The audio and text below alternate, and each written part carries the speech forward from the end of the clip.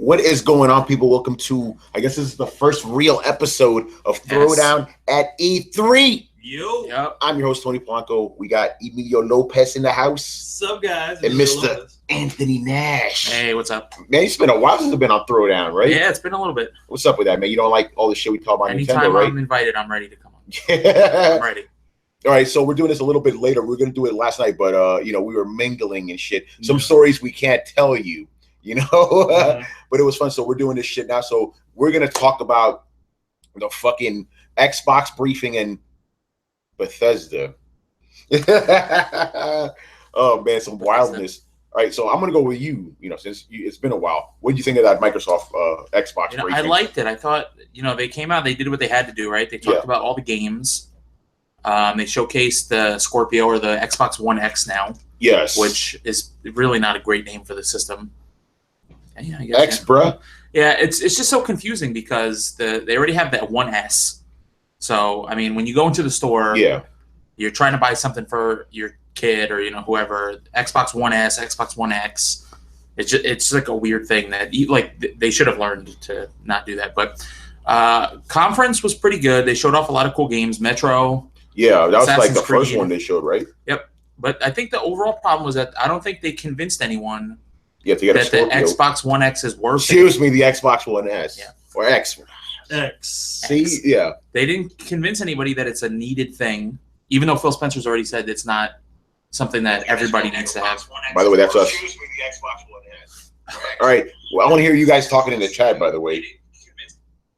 Yeah, they didn't convince anyone that it was worth it. And they didn't really convince anybody that they had games that were on the system, like exclusively. They showed off Assassin's Creed, Metro, Dragon Ball Z, all these cool games that are available everywhere else. Yeah. So they didn't really show anything that was, to me, that looked like, oh, I need an Xbox now and I need to go out and buy an Xbox One X. Yeah. Like, what about you? Yeah, I felt the same way, where it's like there was an abundance of games. A lot of stuff, cool stuff in there, and the one thing about it is just again, what is that killer thing that says, okay, this is why you need an Xbox X, Xbox One X for this stuff, and it's the same thing I've been saying all the time. It's like it's always the games that matter. Yes, okay, your console can do. This is the same issue with the PlayStation Pro. Your console can do all these amazing things, but a lot of times you're seeing the companies are not putting that sort of stuff into there. So other than just upscaling your game to 4K, what's the use? Yeah, like they didn't even talk about frame rates or nothing like that. They didn't. I was expecting at least to maybe a somewhat of a comparison, like a little bit like, oh yeah, see with Forza you get get a better draw distance, or the shadow work is a little bit is a lot better. Yeah, well they dropped a whole bunch of specs on us early on in the show. They gave the full reveal of what the One X is all about, but I don't think a lot of people really probably knew or know how good or bad that is. Yeah. They just hear the specs and they're like, oh, that must be a powerful thing. Yeah. You hear 6 teraflops, but do you really know what that means? Do most people really understand what's going on inside the system? Or do they just hear oh, it's water cooled. That's a cool thing. So that must mean it's a powerful system. Yeah. Yeah. Yeah, it's funny because you saw those guys yelling for the specs 6mm chips. I'm like, they're like, you motherfuckers don't know what that shit is, man. But my thing is I objectively speaking, I thought it was a good show, right? They had a ton of games. What do you go to E3 for? Right? You want to see games, right? So they give you a bunch of games. Sounds good, but at the same time, just like you said, me personally, I'm like, what's there to get excited about? Yeah, right. And then in my case, I'm just being honest. My computer is more powerful than Scorpio. What the fuck do I need? That's the thing, right? You can spend the money either. Well, I don't think a lot of people even have 4K TVs. Yeah. That are ready to fully upgrade into 4K, but you could really just save the $500 and just get a PC. Yeah. And be able to play all the same games pretty much on even higher settings than an Xbox One X. Yeah, I remember they said the best way to play these games is on Xbox or Xbox One X, and I'm like, no, best way to play them is on PC. Let's just be honest, right? But speaking about games, what games did you like? Well, Metro we talked about. Metro was really cool. The Assassin's Creed looked interesting. Yeah. But I'm a little reserved on that. As bad as I'll be at it, the new Dragon Ball Z, Fighter Z Arc System Work games is really cool. For Xbox, for me, a lot of their indie titles are really that's where I go to play the indie stuff. So the new Ori, that was new good. Ori game, Ashen looks pretty cool. Yeah, I like The Last Stand. It had like that voxel look to it and stuff. Yeah. I forgot what the game, the Dwarf game. Oh yeah. It's like a 4-player co-op with the dwarves. Yeah. They were like digging around and they were fighting like these little parasite bugs. Yeah. That was pretty cool looking. Was that the esports game? No, the esports game was the Darwin Project. I believe. Yeah. That looked pretty interesting too. But yeah, I'm for Microsoft. Usually more about the indie titles for them. Yeah, that's probably the part of the show where I kind of woke up.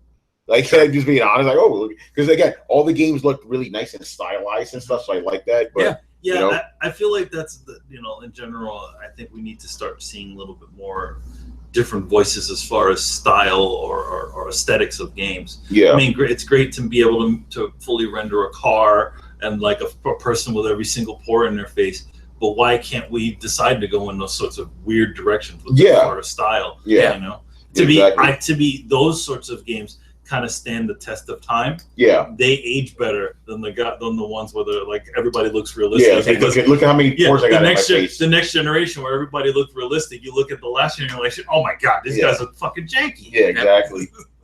But by the way, since we're not hearing anything about it, I'm guessing the video quality is good today, right, guys? Because dude, as soon as we did the last one, it's like, yo, man, what's up with that 240p graphics, man? The potato camera. Yeah. By the way, that was funny because remember they were showing all the different like resolutions throughout the ages. Yeah, the very beginning. Yep. Where was the 900p? Yeah. They show a 1080p one, and they didn't show a 90. Yeah, like. So I like Shadow War, obviously. Shadow War looked cool, yeah. I like seeing the Dragon Ball Z game. You know, again, if you guys who don't know, I don't like Dragon Ball Z games. They've mostly been.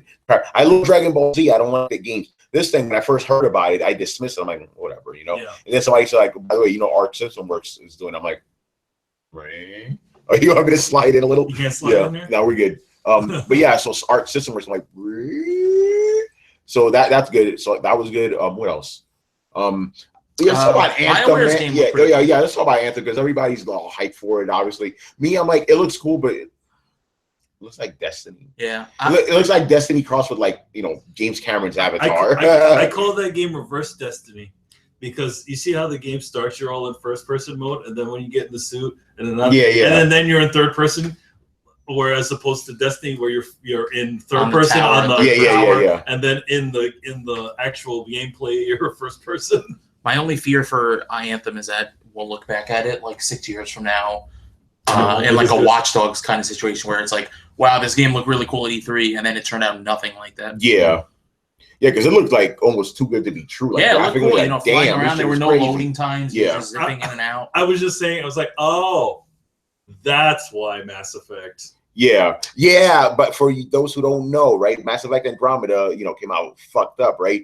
That's because I was the B team. The A team, they were working on this game. It was called Dylan, I think it was, or Dylan, who are the best 5 rappers ever. So I'm like, okay, they were doing that. That's what they were doing because the game looks legit. Like even you were impressed by the facial animations. I'm like, look at those facial animations. Yeah.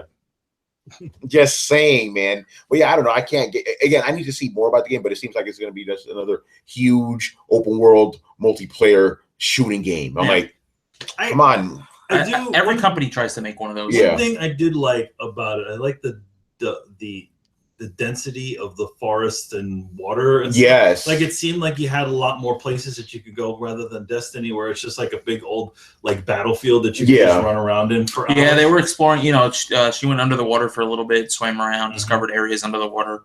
So that's pretty interesting. Like, I mean, like if it turns out the way they're hoping it does, it'll probably be pretty cool, and it'll probably have a story. Yeah, like an overarching story because BioWare is usually known for that anyway, compared to Destiny, which the story kind of fell apart. When you made them Grimoire cards. Though. Yeah, those Grimoire cards. Yeah.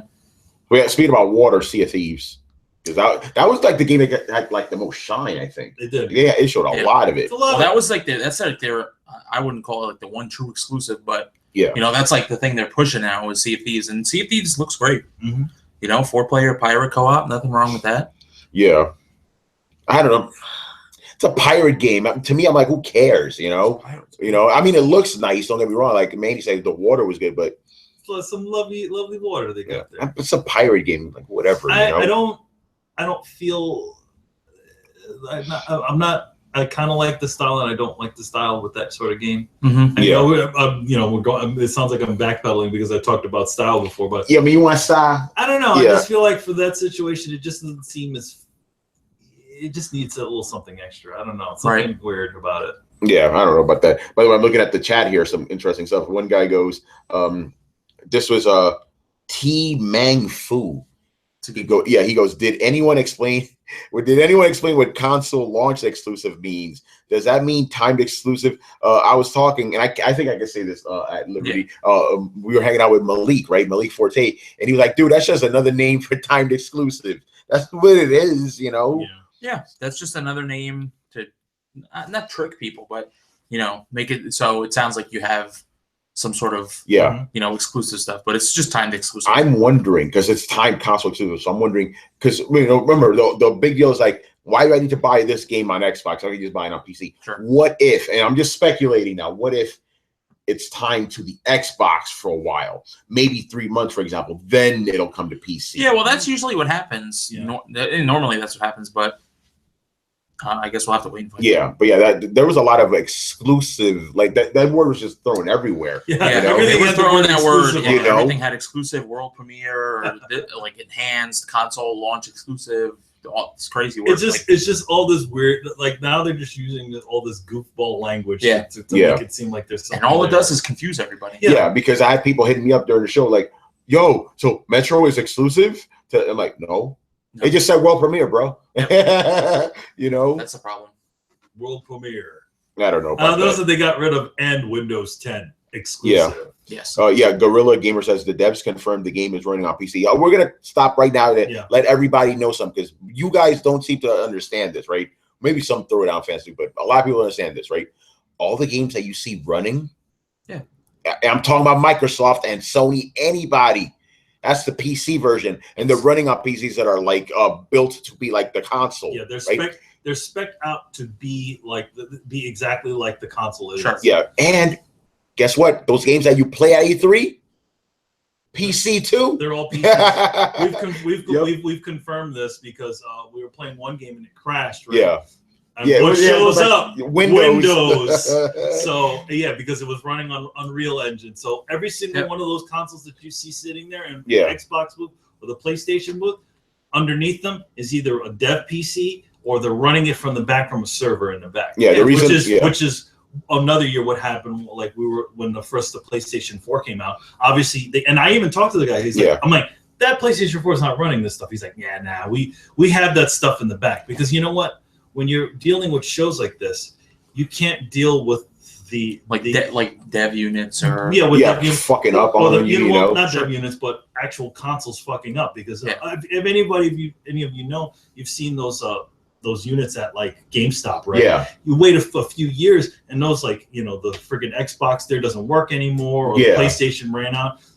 Now the thing is that they can't have something like that happen at a show, Sure. So they have to have something reliable. So they'll run it off the PC or they'll run it off their server in the back.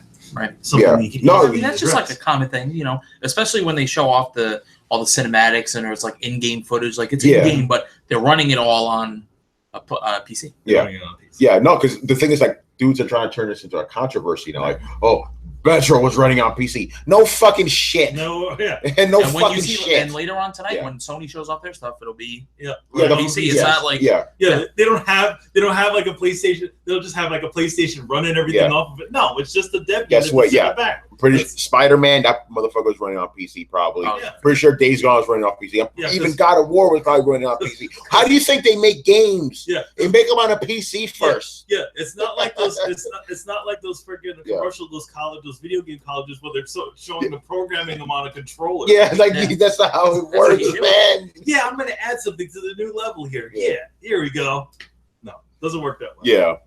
But anyway, do we have anything else to say about Microsoft? Like, kind of again, it was a good show, but there's not really much to say. You know, I'll tell you what. There's one fun thing that happened to us since we were with. Usually, we got a story for you guys. So usually, we're together. We usually hang with Tony. Whenever we're there, they usually put us all the way up into the nosebleeds. That's where the wheelchair section is. Yeah. So this time around, they actually rolled us right into the bottom floor. Yeah. We were literally right behind all of the FanFest guys. Yeah, right before that. So this is what happened. It was funny because, we've been to so many E3s, we know the deals. Like, okay, you come in and you make a right and you get into the elevator. Yeah. Homegirl was leading us down the hall and we're like, doesn't this? She knows this back there, right? Where's the elevator? Yeah. No, was it? All right. and then it kind of hits us like, wait, they're gonna put us downstairs, right? Oh, right? So we get down there and stuff. They situate us, and there's a bunch of seats reserved or whatever, right? And a couple of our journalist friends show up. Shout out to Dick Baldino, by the way. He shows up, and then he's like, "Am I supposed to sit here?" I was like, "No, this is for somebody else." So he leaves, and then the Xbox FanFest guy shows up, right? T-shirts on. Yeah. What did the T-shirt say? It's like, I witnessed the most powerful console ever. Yeah. On the back of it. On the back, yeah. And it had fanboys, man. And well, it was funny. I got to talk to a couple of this is good juxtaposition to it. I'm going to tell you later. But yeah, you hung out with some of those guys afterwards. Because we went to the YouTube space to just hang out for a little bit. And, I was sitting just, the other guys were, there's more to that story. Yeah. But anyway, I was looking for the other guys. So I just sat down and a couple other dudes sat there too. And they were wearing the Xbox stuff. And I was like, they're telling me how the deal went, where essentially they entered the contest and they won, and like how Microsoft is like crazy taking care of them. Like they're going to the FanFest, they got all this stuff, you have food, all this other great stuff that happens with it. Sounds nice. Microsoft really takes care of their people when they invite them to those things. Yeah, Aaron Greenberg started taking pictures with these guys. These dudes are beaming, right? But this is where things get interesting. And if you saw my Twitter timeline, you know exactly where I'm going with this, right? So these dudes were talking mad shit, right? Like Anthony and I specifically heard a lot of this stuff. Like one guy, he was wearing a Call of Duty World War II shirt, hat, right? Yeah. And he says, all these PlayStation guys, all they do is play Destiny and Call of Duty. I'm like, look at your hat, man. And then one guy chimes in, you know what they don't play though? Gears of War. And then this other guy's like, today's conference, man, it's gonna kill the media. They're just gonna die. And then one guy, there's a couple of guys, racist shit now, right? So like, hey, how come that guy over there doesn't have a shirt? The stupid I witnessed the most powerful console shirt. Like, he's Chinese, he probably doesn't understand English. Like, damn, man. That is just horrible. Yeah, and I'm like, okay, so in the span of like an hour or so, because we were down there for a while before the show started. In the span of an hour, it turned into like a real life version of Crap Gamers comment section, right? And I find that funny. I was there for an hour and heard all this nasty shit being Xbox guys talking all this shit about PlayStation. Meanwhile, when I was at PlayStation Experience for 3 days, nobody said shit about Xbox or Nintendo. People talk about Nintendo more. Like, hey, the Switch seems pretty cool, but nobody says shit about Microsoft. So I'm like, pretty interesting. Like, you guys are supposed to be like the hardest of the hardcore fans, and you're spending all your energy on this fucking console war bullshit. So I found that very funny. Very disturbing. Be behind those guys. And then you see that tweet from earlier today from a tweet from Microsoft to Sony and Sony to Microsoft. Let me see if I got this. Which like basically it was like Microsoft. Tony tweeted out, "Hey, we're gonna have our press conference today." Microsoft, and these are all official accounts. Microsoft tweeted out like, "Hey, you guys have a great show," and Sony tweets back like, "Thanks, babe, love you." Yes, man, that's how it's supposed. Like these guys, they go golfing, they go to dinner and shit. Yeah, like them, there is no console They know war, each other. See, that's the thing. Sure, they know each other. I'm sure some people work for each other's companies. Yeah, it's just the way that sort of stuff works. Those little spits and spats of that. Sony's going to show you. Yeah, let me see if this even shows on fucking. Nah, it won't show shit white, but basically I'll read it to you. So Sony tweets out, PlayStation experience or PlayStation E3, whatever time. Xbox UK, have a great show, guys. Green heart controller and a blue heart. See the unity, right? Right. And then PlayStation replies with, thanks, Bay XOXO. See, come on, man. But you guys are out there trying to kill each other. The death threats. Can we talk about Jeff Keighley thing real quick? Because that was fucking hilarious. Yeah. So Jeff Keighley, yesterday morning, he goes, I am pretty sure this thing's gonna be $499. Blah blah blah. Some dude started going after him. Yeah. Oh, you just ruined the whole show. You need to get sued. You know, like really. And I even heard he got some death threats. Like probably some crazy people like, out there. Yo, what the fuck is wrong with you guys, man? You know. Yeah. And then he's like, oh, he's making a company look bad because it's obviously not gonna be $499. You know. And then there was a conspiracy theorist. That was the best one. You know. Yep. Even I kind of like maybe that's true. You never know. You know, because apparently, like Manny said, he's not Jeff Keighley doesn't scoop. He doesn't do scoops. He doesn't break. He's an insider, but he doesn't usually break the. He reads the script, right? So we were wondering, like, what if Microsoft told him, "Listen, this thing's gonna be $399, but we want you to say $499 instead." You know, it was a good theory, but I didn't think that he would ever participate in something like that. No. Well, I mean, what made you think that is obviously, and I listen. I'm not the biggest fan of Jeff Keighley, but that guy's not a known liar. Right. He speaks. He speaks honestly, you know. And it doesn't seem like he would ever just like participate in like willingly lying like that. Yeah. So that was bullshit. We woke up to that yesterday. Well, except for the Kojima thing. What? Oh, Joaquin Mogul. Oh yeah. That was fun, you know. But yeah, I think that's pretty much going to do it for the Microsoft thing. Sure. So let's talk about Bethesda. You mean the was it the 20-minute cartoon with the video game breaks in it? Yeah. So basically, if you were invited to the Bethesda thing, right, you had to wait on a long line. Doesn't matter if you're press, you got to wait on a huge, super long line to watch a video while you're outside freezing your ass off. And I know you guys are saying, but it's LA, it's hot. Not this year. It was chilly last night. It's cold. Windy. It's cold, man. So and we were outside. We'll tell you that story later. We were outside watching this thing on screens and stuff. We're literally having the same experience as these guys, minus having to wait for 40 minutes on a line. You know. So I'll be honest, man. Like the only thing I saw that I liked from it was fucking Wolfenstein. Yeah. All the other thing was bullshit. Like was it Fallout 4 VFR, whatever Fallout VR. And I'm still skeptical of all of Fallout. It's in VR. I think it's only a portion of it. Well, I think the problem with Bethesda, I think their thing is that everything that they announce at their E3 conferences is coming out the same year. That's good. The problem is that when you have like Xbox and Sony, they can show you stuff that's not coming out for a while, but it looks cool, so you get excited about it. Bethesda, it's like there's only so much stuff that's coming out in a year. So now you only have they only showed like 5 or 6 things. Yeah. And a lot of it, like Wolfenstein looked really great. That was amazing. The VR stuff could probably be pretty cool. And then they really dove into the Elder Scrolls Online again, which they've been showing off for so long now that it doesn't even feel like a new thing.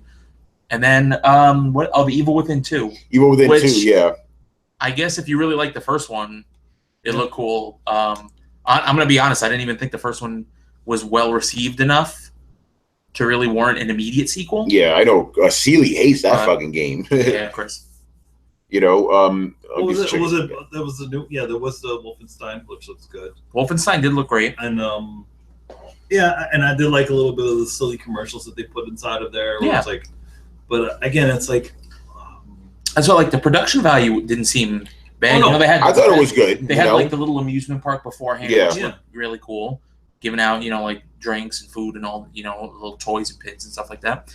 But I was just surprised how short it was. Really, it was only 45 minutes long, which really isn't usually E3 briefings are a lot longer than 45 minutes. Yeah, and so think about that. If you wait for like 40 minutes, right? Yeah, minimum, and then just for a 45. I heard some of the guys had to wait 2 hours or more. Yeah, that must have been 2 hours or more to get to the little thing, and then just to watch a 20-something minute video. It's like going on a ride at like an amusement park. Yeah, pretty much. Yeah, I'm just looking at some of these questions. Like somebody asked me, did I see Kid Smooth hold up his Xbox One? No, but I did see him in the briefing.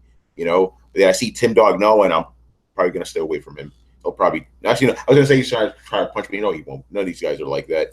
But yeah, Bethesda was bullshit, to be honest. Like they showed Skyrim on Nintendo. Switch. They're gonna have Link in there. You can dress up like Link. You have the Master Sword. I thought that was fun. Yeah, that was cool. Hey, that's a funny little Link. I like that. Even knowing that there's some of their, a lot of their games are just kind of old games. They're just redone. Yeah. Yes. A lot of times they kind of add little what I call Nintendoisms to them. Sure. So it's like, hey, look, you could dress up like Link. Yeah.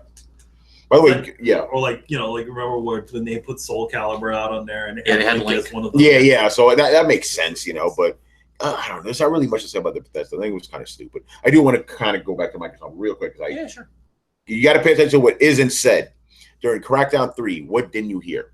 You didn't hear cloud computing. You didn't hear all destructible environments. Ain't that about a bitch? And you said that it's only going to be for the multiplayer. Well, from what I've seen back and forth on Twitter, it's that the single player has destructible environments in it, but not to the extent that the multiplayer does. Like in the single player, you're a good guy. You're part of the agency, so you can't go around and destroy every building you see and knock down everything and destroy, the entire planet. Yeah, because that doesn't really fit the story. yeah. But in the multiplayer, you're allowed to do basically whatever you want. Yeah. So I don't know if people really thought that you'd be able to do all that in single player. It's kind of disappointing that you can't, especially if you're not a big multiplayer fan. But I guess that's just the way the story goes out. So. Oh, come on! You can destroy most of the buildings in the Ultimate Destruction, right? Yeah. The Hulk's yeah. Or at least put holes in them. Big holes in them. Yeah. So much for that cloud computing, the power of the cloud, right, guys? Mm-hmm. All that talk went out the window as soon as this thing. That's the other thing I do want to talk about. These guys got deflated, man. Because they wanted that price to be $400 so they could win the console war, which is fucking retarded, No. But now these same guys are in hysterics, Number one, the thing is that the Xbox Scorpio or the Xbox One X is not supposed to fill in the gap. It isn't. It's all that's really there is just to provide a what we call enthusiast version of the Xbox.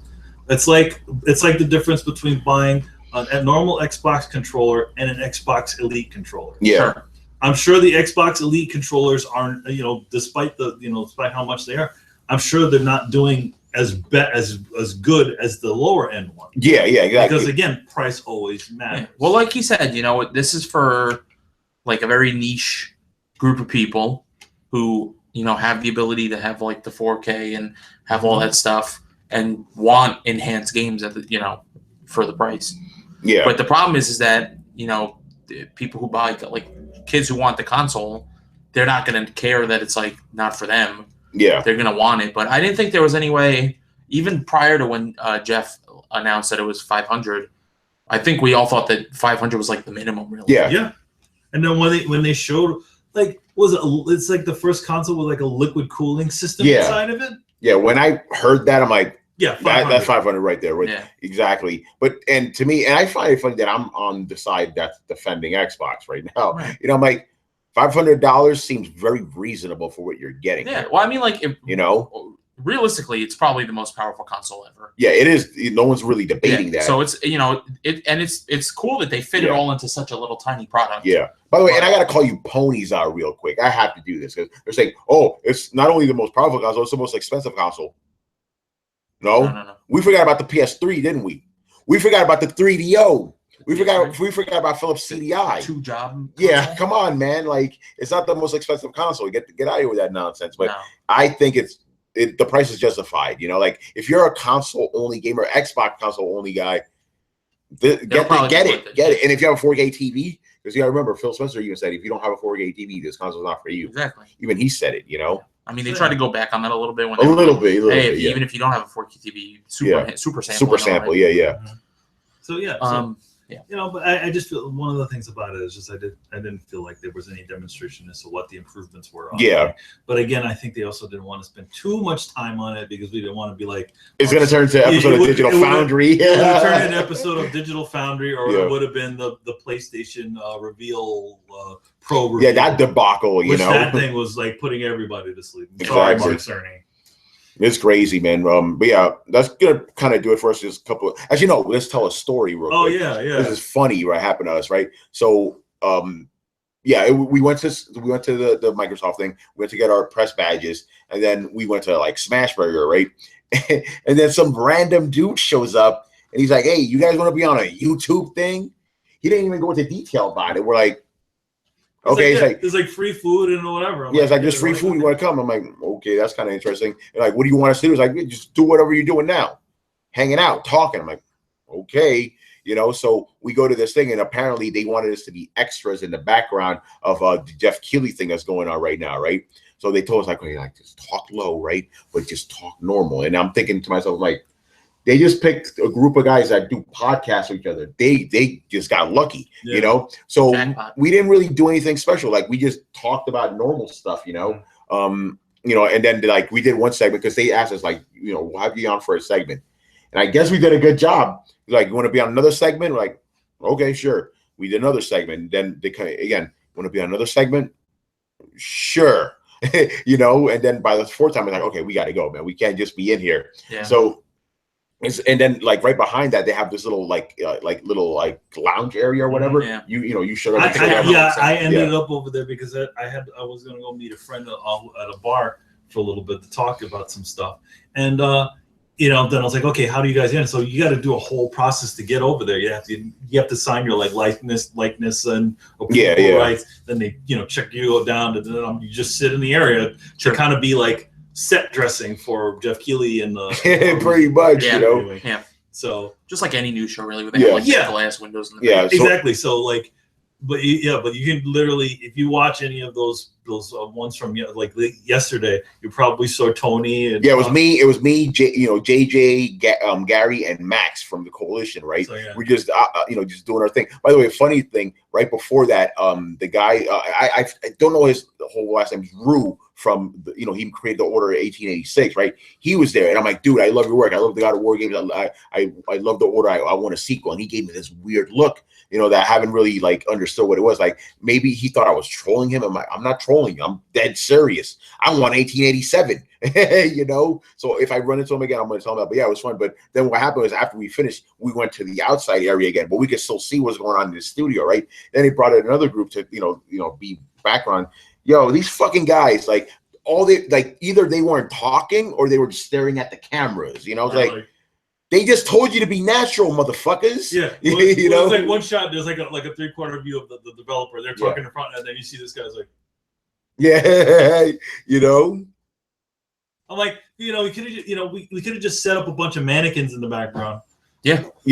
And then the funny thing is, it's funny when you see the close-ups of that stuff. You actually get to see because we're sitting out in the back, right behind their heads. So you see us talking back. They're like. Yeah, we're being animated, being us, stuff, it's us. Yeah, and we're just being ourselves, and like we're more lively than the guys inside, And then at the end of it, it's like, hey, if you guys want to come back tomorrow, please. They kept saying that shit. Yeah, so that was funny. I was like, okay, so that's the first like in life. I'm like, I'm a background extra. Yeah, a background extra for you were there. Background extra for YouTube. Live. The only funny thing is like, is they told us to put our cell phones away and stuff, right? And then we're talking like. But people normally have cell phones. Yeah. And then when it comes to next time, it's like, hey guys, if you want to have your cell phones, you can put it up. Because I was trying to contact Tony. I even called him. I'm like, dude, what's going on? Yeah, it was you and Charles kept calling me. Yeah. Charles Singletary, and I was like, yo, Charles, I can't talk. I'm on the set right now. And he was like, wait, what? And then after that, we had some fun at the JW. Ran to Geo Corsi. Hung out with a couple Sony guys. You met some dudes from Marvel. I got to see a couple of coworkers from Marvel and I got to talk to a couple of developers. We were all down there, and then we ended off the day with Malik. Yeah, and my man Barry and a couple of these other guys. It was funny with Malik, like because I only get to see him like maybe once a year, right? Sure. So when I started talking to him, he was like obviously being friendly, but he was still kind of in that formal mode. Yeah. Right. And then when I asked him, I'm not gonna say this, but I asked him about a specific thing that happened. He was like, "Bruh, get upstairs." He's like, get upstairs. I can't talk about that here. It's like, okay, there's Malik. I know. So yeah, we got back really late. Like we were supposed to be back early. We got here super late because we were just talking to people, man. The cool thing, I mean, if you guys don't know, Malik, we've had him on the show before. Yeah, man. The show. And the thing is, like this year, he is serious. Like he's going to be doing the PlayStation pre-show. Yeah, man. And then he's every single day. On the show floor, he's going to be doing interviews with developers. So you're going to see him a lot. Yeah. Yeah, I just love that. It's like, because think about it, he kind of came where we all came from, how we got elevated, but at the end of the day, he's still he's still Malik. He hasn't changed at all, So that was pretty funny. It was just funny when I asked him that question, he was like, bruh, like you get upstairs, man. We got to talk. That was cool. All right, so that's going to do it for this episode. So, quick thing before we go, because Sergio wants to know, this is a bit of a teaser for tonight's show, obviously.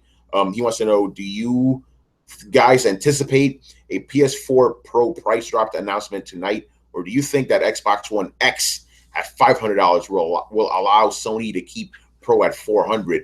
That's actually a good question, because my theory was like that that shit is getting dropped, that price. Like not now, obviously not. I don't think now. I think they'll on sale over the holidays. Yeah. But that's my guess. But that he brings up a good point. It's 400, 500. Why do they have to lower it? Yeah, why you drop it? But I'm still going to maintain the regular Slim. That's going to go down, right? Matter of fact, I'm going to throw my wildcard prediction. Both the Slim and the Xbox One S will be 200 this fall. Probably. I see that. They don't really need to lower the price of the Pro now that I think about it. Sergio, thank you for bringing that up, because I was under the assumption like they're going to lower that price, but I'm like, I could see them maybe going to maybe like $350 or something. Just $350 maybe for the holidays. Yeah, for like a holiday sale or bundles or something like that. Yeah, but not permanently. Yeah, not a permanent price drop. Yeah, definitely. I'm sending this up here, but if you want to hear more Sony shit, that's tonight, and we will try to record it tonight. You know, we'll try. Who knows what E3 things happen at E3, things man. Happen. You know, but yeah, so we'll have that for you tonight, and I guess we'll just catch up on what happened with Ubisoft. Yeah, well, it's going on now. But we don't know what's going on. You know, and thank you for all the guys that joined us live tonight. Today, I'm always so used to recording at night. You know, it's like fucking day. And we didn't get any complaints, so thank you, Nash, for letting us use your computer. No, it's fine. Very nice. This is Mac. We're on Max. Hey, whatever. Hey, it works, man. So that's gonna do it for us. Once again, I was Tony, and I was joined by Anthony Nash. Thank you for having me. Yeah, and Emilio Lopez. See you later, guys. Hope to see you a little later. West Side later.